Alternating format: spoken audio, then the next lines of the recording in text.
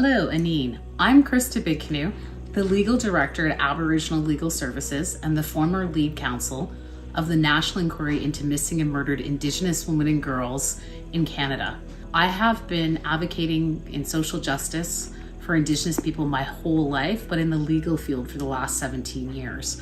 Sometimes it can be defeating looking at things like the mass incarceration of Indigenous people or missing and murdered Indigenous people. But I see the value in the work that legal services provides our community, and I'm looking forward to having a chat about it with you. My papa said to me when I was little, because I was so good at arguing on behalf of my sister or siblings or cousins, not to be punished for something, that he said to me, you should be a lawyer.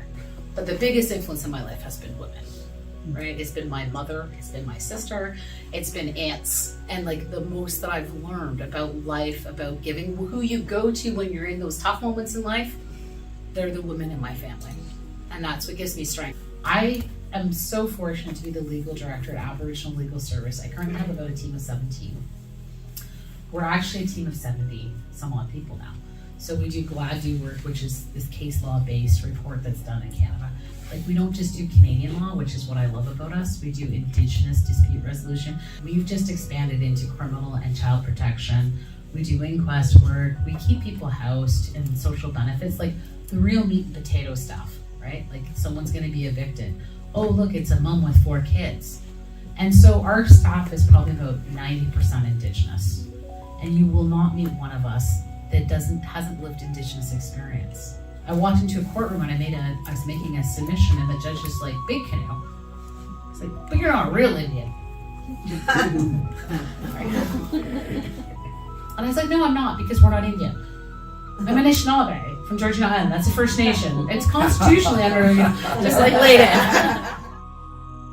We've heard the truth.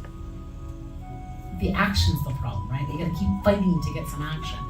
People who have experienced the type of discrimination like Indigenous people have, our shelf life is only so long, right? Like, everything I do does hurt in some way, shape, or form. But if I can find the better ways to help others into it and increase the number of us doing it, it carries the burden a lot better. That knowledge is power. And I always say that knowledge is power. It's that our next generation has that knowledge. We gotta get the public will to keep pushing it. We gotta have the tough conversations.